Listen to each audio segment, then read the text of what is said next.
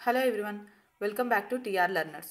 ఈరోజు మీరు open intermediate చదువుతున్నారా? తెలుగులో ఈజీగా పాస్ అవ్వాలనుకుంటున్నారా? అయితే ఈ వీడియో స్కిప్ చేయకుండా చూడండి. ఏ బిట్స్ చదివితే మీరు ఈజీగా పాస్ అవుతారో నేను ఇప్పుడు చెప్తానమాట. ఇక్కడ మనం చూస్తే 1వ విభాగం ఉంది కదా, అవగాహన ప్రతిస్పందన. దాంట్లో ఒక పద్యం ఇస్తారు. ఈ బిట్ నుంచి మనకి 5 మార్కులు వస్తాయి. అవి ఓన్లీ మీకు ఇచ్చిన టెక్స్ట్ బుక్లో ఓన్లీ స్టార్ మార్క్ ఉంటాయి కదా, ఆ పద్యాల్లోంచి మాత్రమే ఒక పద్యం ఇస్తారు. దాన్ని పద్యాన్ని పూరించి భావం రాయమని కానీ, లేదంటే ప్రతి పదార్థం రాయమని కానీ ఇస్తారనమాట. ఒకవేళ మీరు పద్యాలు నేర్చుకోలేమనుకుంటే దీన్ని స్కిప్ చేసేయచ్చు, అంటే అవసరం లేదనమాట. తర్వాత నెక్స్ట్ అపరిచిత గద్యం ఇస్తారు. దీన్ని మీరు స్కిప్ చేయకూడదు, అంటే మీరు ఇది కంపల్సరీ రాయాలి. అపరిచిత గద్యం అంటే ఏంటి? మీ టెక్స్ట్ బుక్లో ఉన్నది కాకుండా ఒక కొత్త పారాగ్రాఫ్ ఇస్తారనమాట. ఓకే, దాంట్లో ఏంటి, దీనిలో కేవలం అపరిచిత గద్యాంశాలని అడగాలి. అంటే ఏంటి, మీకు టెక్స్ట్ బుక్లో లేనివి కొత్తవి మాత్రమే పారాగ్రాఫ్స్ ఇస్తారు.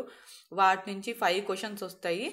ఆ 5 క్వశ్చన్స్కి మీరు దాంట్లోనే ఆన్సర్స్ ఉంటాయి. మీరు ఎక్కడ వేతికి ఆలోచించి రాయాల్సిన అవసరం లేదు. మీకు ఇచ్చిన పారాగ్రాఫ్లోనే ఆన్సర్స్ ఉంటాయి, మీకు ఇచ్చిన గద్యంలోనే. అది కొంచెం జాగ్రత్తగా చదివి ఆన్సర్స్ రాస్తే ఈజీగా పాస్ అయిపోతారు. అండ్ ఫస్ట్ ముందు క్వశ్చన్స్ చదివి తర్వాత గద్యంలోకి వెళ్ళండి, అప్పుడు ఇంకా ఈజీగా వచ్చేస్తాయి. ఇప్పుడు ఇక్కడ మీకు 5 మార్క్స్ వచ్చేసినట్టే. ఓకే, నెక్స్ట్ రెండవ విభాగం దగ్గరికి వచ్చేసేసరికి స్వీయ రచన, ప్రశ్నల స్వభావం, వివరాలు అని ఉంది. స్వీయ రచనలో ఏంటి? స్వీయ రచనలో మనకి 2 సెక్షన్స్ ఉంటాయి. అక్కడ కూడా ఫస్ట్ 4 క్వశ్చన్స్ ఉంటాయి అన్నమాట. 4 ప్రశ్నలు ఉంటాయి. 4కి ఒక్కొక్క దానికి 5 మార్కులు, 20 మార్కులు చిన్న ప్రశ్నల నుంచి వస్తాయి. దానికి మనం 8-10 వాక్యాల్లో సమాధానం రాసినా కూడా సరిపోతుంది. దాని నుంచి మనం 20 మార్కుల్లో 15 మార్కులైనా సరే ఈజీగా తెచ్చుకోవచ్చు. ఎందుకంటే క్వశ్చన్స్ ఈజీగా ఉంటాయి. వాటిలో ఒక కవి పరిచయం అయితే కంపల్సరీ అడుగుతారు.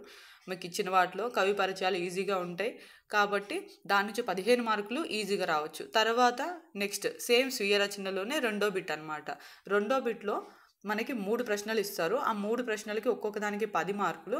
ఇవేంటంటే మనకి ఇచ్చిన పాఠాల యొక్క సారాంశాలు కానీ అట్లాంటివి ఉంటాయి అన్నమాట. వాటిని కూడా మీరు ఈజీగా రాయొచ్చు. ఆ 30 మార్క్స్లో 20 లేదా 25 మార్క్స్ ఈజీగా వచ్చేస్తాయి. లేదంటే 20 అనుకుందాం, ఇది ఒక 20, ఇంతకుముందు 15, అంతకుముందు 5. ఇప్పటి వరకు ఎన్ని మార్క్స్ అయ్యాయి? మనకి 40 మార్క్స్ అయ్యాయి. అంటే ఈజీగా పాస్ అయిపోవచ్చు అనమాట.